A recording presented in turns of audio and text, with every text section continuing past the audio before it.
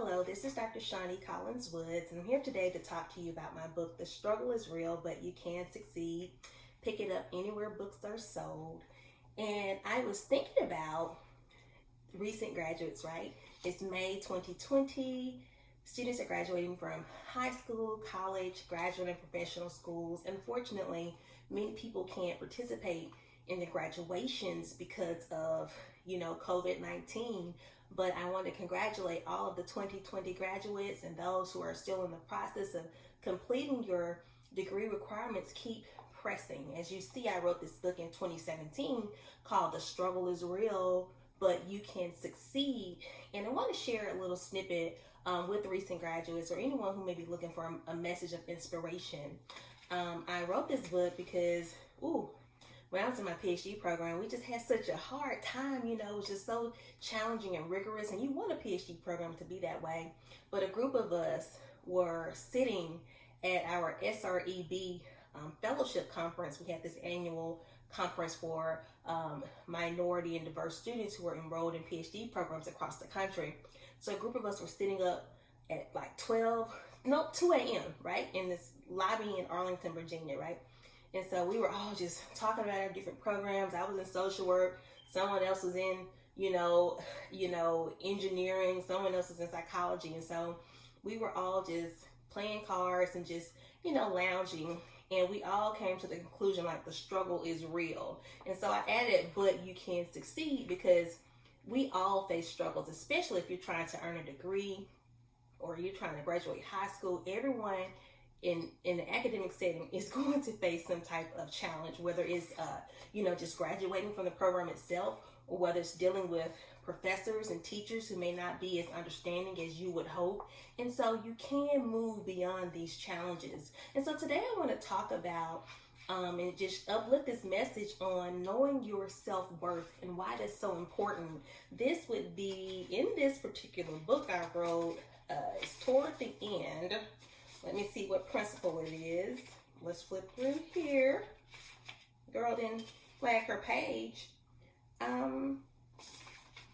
It's going to be principle 17, and I share 22 principles in this book. So this is knowing yourself, knowing your worth. And why is it important for you to know your worth? I'll read this quote, which is one of my favorite quotes in high school, by Eleanor Roosevelt. No one can make you feel inferior without your consent. I used to read that quote over and over and over again in high school because it was so important to me, and it makes so much sense. No one has the power to make you feel small unless you give them that power.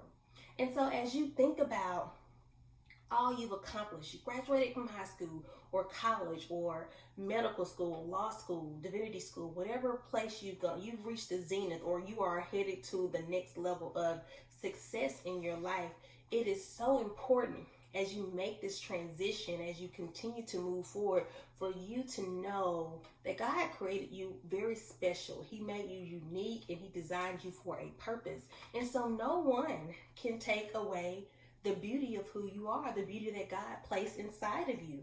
And from a very early age, I would often tell myself, Shani, we're not going to ever be a person. You're not going to ever be that person who survives off the opinion of other people. And when you think about survival, if you try to survive off of people's opinions, you will just be dead, because there's always going to be someone who doesn't like you, who doesn't agree, who may think your hair is too long, your nails are too short, you're too large, you're too skinny, you're too black, you're too white, you're too this, you're too that. So you have to know who you are as a person and know that you are valuable, you are smart, you are gifted, and that you bring something special to the world. And I say this not only just as a professor, but also as a woman of color, and particularly for those who are from diverse racial and ethnic backgrounds. We often face so many barriers to entry, especially going in the academic setting. Oftentimes our applications are ignored or rejected just simply because of bias, institutional bias and racial bias in systems, right, in the academic system. So we already face so many barriers just to become successful. And once we get into certain spaces and places, oftentimes those barriers still exist. As a woman of color, as a faculty of color, I face those barriers and challenges every day, but I often remind myself, that people paved the way for me to be here, to stand in the place and space that I occupy. So it is important for me to do my job well, to know that everyone may not receive the messages that I give from the spirit in which I give them, and that's okay. Everyone might not like it, but I am making a contribution to the world because God designed me that way. So it's important for you to know who you are, to hone in on your gifts and talents, and to know that you do contribute and bring something special and valuable to the world. So if you experience individuals who reject you or don't accept you or who simply just don't understand, that's okay.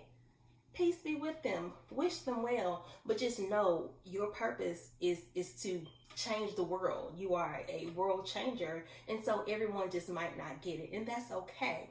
I was recently reading a quote from someone on LinkedIn, and this woman was speaking about her experience where she was qualified for this position and she had applied for it several times, and she was overlooked for position because of politics, which does happen often.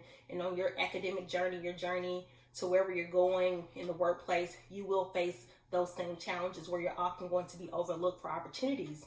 And so she said she eventually kept searching for different positions, and eventually she was hired by a different company. And within 3 months of working there, her old employer was asking her to return.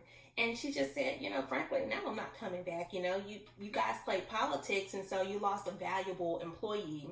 But the message she took away from that, and I'm sharing her message, is that a person's rejection or acceptance of you should not ever define you. And I thought that was so important. I'm like, yes, sister, preach that message. But essentially, that's very true.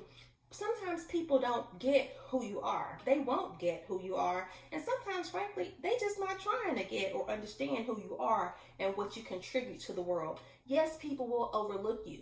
They will pass you up for opportunity, even though you are the most qualified person for a particular position. But I would encourage you to do as that woman who was sharing this post was encouraging all of us in her circle to do.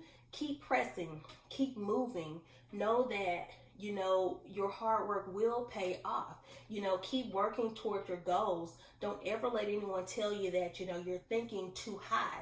That's something that people say, well, you're too ambitious, Dr. Woods, or, you want to go too fast. Or, why should I, diminish myself to make other people feel good?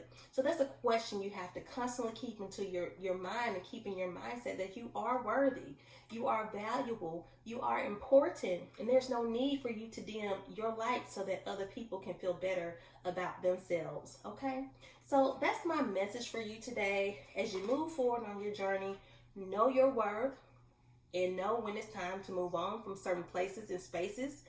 Pray about things, keep God first, but always just know you are valuable, you are special, you bring joy and happiness to the world. And you may not always get it right, but guess what? You don't always get it wrong either. So learn from your experiences, whether they've been good experiences, whether they've been bad experiences, and put it all together and keep pressing toward becoming the better person each and every day. That's my message to you. Congratulations again to you 2020 graduates, and may God be with you now, forevermore, and always in the future. Thank you, and please be sure to like, share, and subscribe to my channel. Thank you for watching. Have a blessed day.